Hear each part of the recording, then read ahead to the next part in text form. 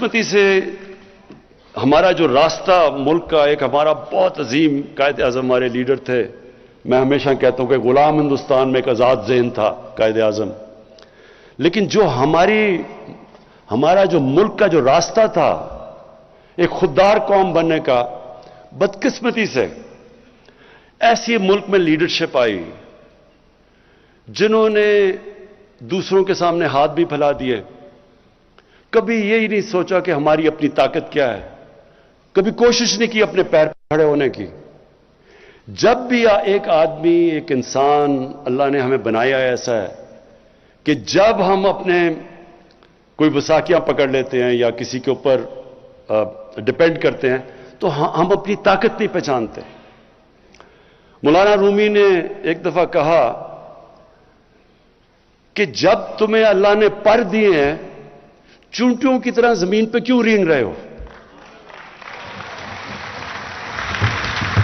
جب ہم اپنی طاقت ہی نہیں پہچانتے اور ہم لوگوں کے سامنے ہاتھ پھیلا دیتے ہیں، ہم اپنی عزت اور وقار کھو بیٹھتے ہیں۔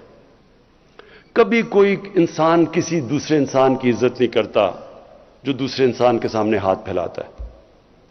اور میں یہ 3 سالوں کے اندر جو سب سے مشکل مجھے چیز لگی وہ یہ کہ ہمارے ملک کے معاشی حالات اتنے برے تھے کہ مجھے دوسرے ملکوں کے سامنے ان کے پاس جا کے مانگنا پڑا، قرضے مانگنے پڑے، اور میں آپ کو یقین دلاتا ہوں یہ سب سے مشکل چیز ہے، کیونکہ جو مرضی آپ کر لیں، جی میرا دوست ہے، آپ دوست تو چھوڑیں، آپ اپنے ماں باپ سے بھی تیسری دفعہ پیسے مانگنے جائیں تو دیکھیں ماں باپ بھی تھوڑے بدل جاتے ہیں آپ کی طرف، آپ کے بھائی بہن بدل جاتے ہیں۔ یہ اللہ کے سامنے ہاتھ پھیلاؤ، اللہ خوش ہوتا ہے آپ سے، انسانوں کے سامنے ہاتھ پھیلاؤ وہ آپ نیچے گر جاتے ہیں اس کے سامنے۔ اس لیے ہم نے یہ بڑا غلط راستہ یہ جو چنا، اس کی وجہ سے ہم نے کبھی کوشش ہی نہیں کی اپنا پوٹینشل کہ کتنا عظیم، کتنا بڑا تحفہ دیا اللہ نے۔ ہر قسم کی چیز ہے پاکستان میں۔ میں آپ کو یہ بتا دوں، جس شعبے میں ہم ایگریکلچر پہ، اپنی زراعت پہ زور ڈالیں گے اس پہ پاکستان اٹھ سکتا ہے، اس کے اوپر بھی کبھی توجہ نہیں دی۔ اس ملک میں جتنے منرلز دیے ہیں، جو معدنیات ہیں، اس کے اوپر بھی کبھی توجہ نہیں دی، کیونکہ صرف باہر ہاتھ پھیلائے ہوئے کہ ایڈ آتی رہے یا ہم امپورٹ کرتے رہیں، سوچا ہی نہیں کہ اس ملک میں کیا کیا ہے اللہ۔ جو ٹورزم ہے، میں آپ کو صرف بتاؤں کیونکہ میں دنیا میں پھرا ہوں، ٹورزم میں صرف پاکستان اتنا پیسہ بنا سکتا ہے کہ اپنے قرضے اتار سکتا ہے، صرف ٹورزم پہ۔ کبھی کسی نے توجہ ہی نہیں دی کیونکہ چھٹیاں ان کی لندن میں تھی، کسی کو کیا پتا کہ یہاں پاکستان میں کیا پوٹینشل ہے۔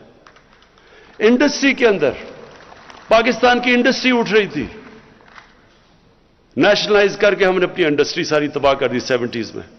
ہمارے بینکرز دنیا کے اندر، BCCI دنیا کے اندر 14-15 نمبر پہ بینک پہنچ گیا تھا، یہیں سے لوگ اٹھے ہوئے تھے، لیکن آہستہ آہستہ آہستہ آہستہ یہاں پہنچ گئے کہ آپ سوچیں کہ 22 کروڑ کا ملک ہے اور ہماری ایکسپورٹس دیکھ لیں۔ پچھلے 5 سال میں جو ان کے پچھلے والے نون لیگ کے 5 سال تھے، ایکسپورٹس بڑھی نہیں، جو 5 سال پہلے تھی ان کے وہ اینڈ تک اتنی ایکسپورٹس تھی۔ جب ملک ایکسپورٹ ہی نہیں کرے گا اس کے پاس آمدنی کدھر سے آئے گی؟ کیسے ملک آگے بڑھ سکتا ہے؟ اور اس ملک میں کوشش ہی نہیں کی گئی انڈسٹریلائز کرنے کی، ڈی انڈسٹریل۔ ابھی جو آپ نے پیچھے دیکھا ہوگا کہ فیصل آباد میں لوگوں نے اپنی ٹیکسٹائل ملز کو چینج کر کے ہاؤسنگ سوسائٹی بنانی شروع کر دی، ہماری ٹیکسٹائل انڈسٹری جو مین تھی وہ نیچے چلی گئی۔ تو اس وقت جو ہمارا ملک جس راستے پہ ہے، انشاءاللہ پہلی دفعہ ایکسپورٹس ہماری بڑھ رہی ہیں، ہمارا ریمیٹنسز جو ہمارا اوورسیز پاکستانی، یہ یاد رکھیں سب سے بڑا اثاثہ بیٹھا ہوا ہے۔ ابھی تو ہم نے ان کو پوری طرح ملک میں ماحول ہی نہیں پیدا کیا کہ وہ یہاں کے انویسٹمنٹ کریں، لیکن وہ ماحول پیدا ہو رہا ہے۔ ایز آف ڈوئنگ بزنس میں 28 پلیس پاکستان اوپر چلا گیا ہے، یعنی آسانیاں پیدا کر رہے ہیں ہم باہر انویسٹرز کے لیے۔ تو انشاءاللہ، اور بزنس کانفیڈنس ابھی صرف جو اوورسیز پاکستانی چیمبر نے جو سروے کیا ہے، پاکستان میں تقریباً 100%، 108% ایک سال کے اندر بزنس کانفیڈنس اوپر گیا ہے کہ یعنی کہ پاکستان کے حالات بزنس کے لیے بہتر ہو گئے. تو میں آپ بات کرنا چاہتا ہوں، دیکھیں اس ملک کو ہم نے اپنے پیر پہ کھڑا کرنا ہے. ہم نے جو فیصلہ کیا جب ہم نے کہا کہ ہم کوئی اپنے ملک کو استعمال آگے سے نہیں ہونے دیں گے. پہلے ہم نے امریکہ کے ساتھ شامل ہوئے، ہم ان کے فرنٹ لائن سٹیٹ بنے، افغانستان میں جہاد لڑی، پیسے انہوں نے دیے، جہادی ہم نے ٹرین کیے. جیسی روسی وہاں سے سوویت یونین چھوڑ کے گئی افغانستان، وہ بھی چلے گئے امریکی اور ہمارے اوپر سینکشنز لگا دی. اس کے بعد 9/11 آیا، ان کو پھر ہماری ضرورت پڑ گئی. افغانستان میں انہوں نے جنگ لڑنی تھی، انہوں نے پھر پاکستان کو کہا کہ جی ہماری تمہیں ضرورت ہے.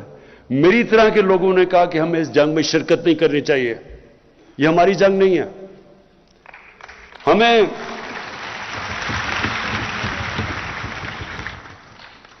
تو جارج بش نے یہ نومبر 2001 میں اس نے کہا جب اسے ضرورت تھی ہماری کہ اس باری ہم پاکستان کو نہیں بھولیں گے، ہم ابینڈن نہیں کریں گے اس باری پاکستان کو.